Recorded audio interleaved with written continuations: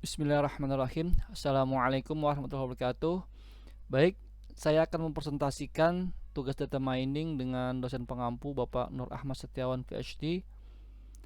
Case yang saya angkat terkait regresi, lebih tepatnya lagi terkait forecasting atau prediksi harga saham perusahaan badan usaha milik negara menggunakan linear regression.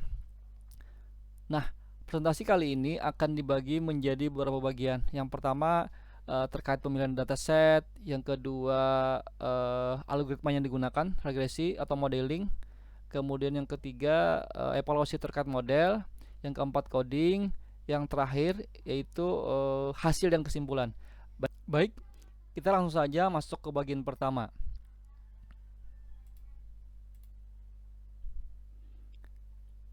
Dataset yang digunakan dalam tugas atau penelitian ini menggunakan dataset publik yang tersedia di Yahoo Finance. Kemudian kami mengunduh 5 dataset perusahaan badan usaha milik negara dengan bidang yang berbeda. Di antaranya Telkom Indonesia, Wijaya Karya, perusahaan gas negara, Bukit Asam, dan pembangunan perumahan. Berikut tampilan Yahoo Finance. Di sini kami menggunakan tadi 5 dataset dari 5 perusahaan BUMN yang kami unduh. Yang kami ambil di sini adalah historical data, kemudian settingnya 1 tahun ya, dari Desember tanggal 10 Desember 2020 sampai dengan tanggal 10 Desember 2021. Nah, jadi di sini kami download. Jumlah rekornya sebanyak 245 per perusahaan ya. Untuk algoritma regresi yang digunakan atau modeling, di sini digunakan 3 algoritma. Yang pertama linear regression, kemudian superfactor regression, dan yang ketiga decision tree regression. Library yang digunakan dalam penelitian ini menggunakan library dari scikit-learn yang nantinya akan decoding melalui Python. Di sini tadi kami jelaskan menggunakan algoritmanya linear regresi. Kemudian yang kedua superfactor regression ya, karena ini kasusnya regresi. Yang terakhir menggunakan decision tree regression ya. 3 algoritma ini yang kami gunakan dalam penelitian kali ini. Dalam tahap evaluasi digunakan beberapa metrik yang digunakan untuk mengevaluasi model yang telah dilakukan. Yang pertama mean square error, yang kedua menggunakan root mean square error, dan yang terakhir menggunakan R square. Baik, selanjutnya tahap coding beserta dengan penjelasannya. Langsung saja kita mulai coding beserta penjelasannya. Untuk tugas ujian semester data mining, yang pertama import library dulu.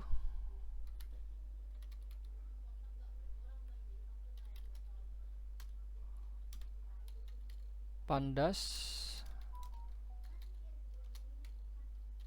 kemudian NumPy,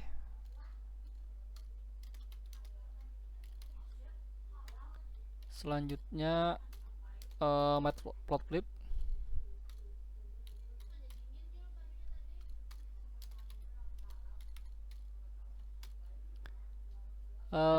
kemudian kita import data yang tadi kita download di Yahoo Finance, CSV, kemudian kita masukkan drive-nya,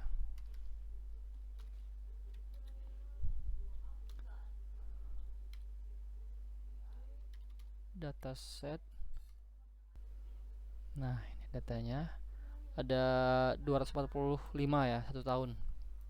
Oke, ini tampilan grafik dari harga saham Telkom yang tadi kita plot.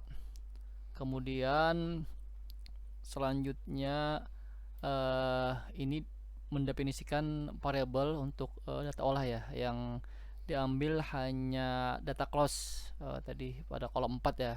dari data, jalankan. Nah, di sini ada recordnya tadi 245.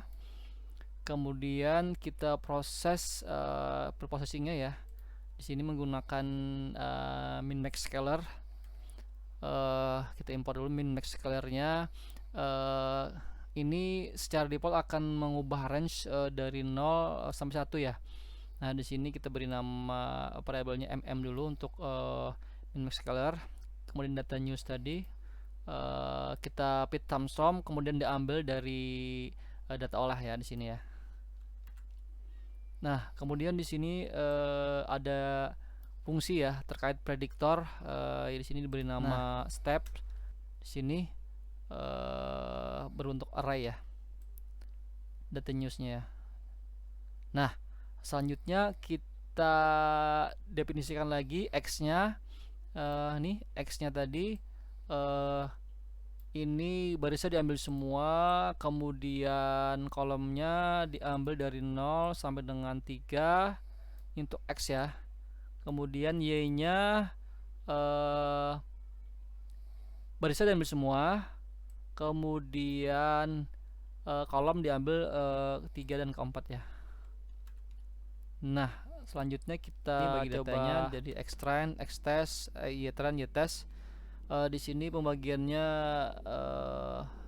20% ya, jadi 80% data training, the testingnya 20% ya. Kita import dulu metriknya untuk validasi nanti, mean square error, kemudian r square.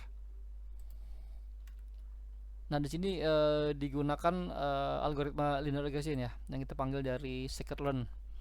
Sini kemudian ini kita pitkan xtrain dan ytrainnya, kemudian diprediksi.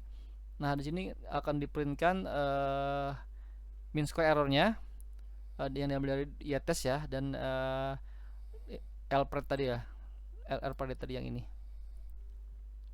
Kemudian mean square errornya dan ini jalankan aja. Nah, di sini menghasilkan MSE-nya 0,003, kemudian RMSE-nya 0,057, kemudian R square-nya 0,87 ya. Cukup bagus ya, 87% ini ya. Nah, kemudian kita lanjutkan lagi menggunakan algoritma kedua ya. Nah, berdasarkan tadi coding, hasil komparasinya di sini dapat kita lihat bersama bahwa dari 5 dataset yang diuji coba menggunakan 3 metrik ya untuk mengukurnya ya. Di sini bisa disimpulkan ini ya. Ini yang di board ini nilainya bagus ya. Ini di dataset Telkom linear regresi ya yang bagus bersama SVR ya. Nah, namun di akurasinya sini lebih bagus linear regresi. Kemudian di Wika juga linear regresi juga sini. Kemudian perusahaan gas ya, ini linear regresi juga yang terbaik. Kemudian Bukit Asam ini masih imbang ya, imbang linear regresi dengan SVR. Kemudian yang terakhir ini ya